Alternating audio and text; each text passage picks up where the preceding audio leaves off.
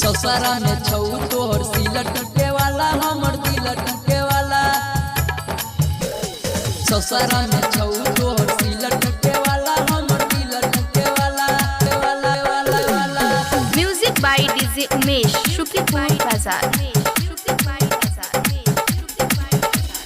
हमारा तू छोड़ के जाए छही जान गे,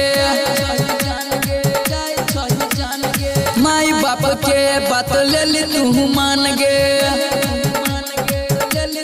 हे गे हमारा तू छोड़ के जाए छही जान गे, माई बाप के बात ले ली तू मान गे। ससुरा में छौ तोहर सिल टूटे वाला हमर दिल टूटे वाला।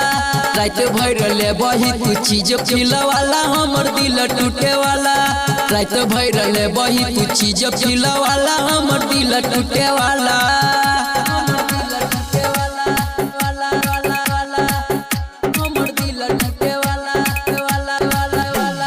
म्यूजिक बाय डीजे उमेश शुक्रिया बाजार। हमारा ने कहियो करेला तूने मान गे, हे गे कहियो चिखेला नई अपन समान गे। हमारा ने कहियो करेला तूने मान गे, कहियो चिखेला नई अपन समान गे। वीडियो बना के भेज दे रील वाला हमर दिल टूटे वाला।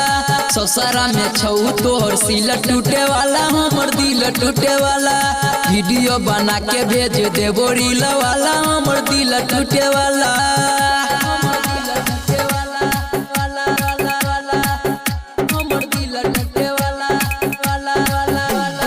म्यूजिक बाय डीजे उमेश शुक्रिया बाजार। लक्ष्मण सरोज के नहीं दिलही जवानी, हे गे सुमित भगत के गिराबै छही पानी। लक्ष्मण सरोज के नहीं दिलही जवानी, सुमित भगत के गिराबै छही पानी। भतर के छौ तोहर किल ठोके वाला हमर दिल टूटे वाला। ससुरा में छौ तोहर सिल टूटे वाला हमर दिल टूटे वाला। भतर के छौ तोहर किल ठोके वाला हमर दिल टूटे वाला। अभी आप सुन रहे हैं मैथिली जानकी रिकॉर्डिंग स्टूडियो बढ़ा से।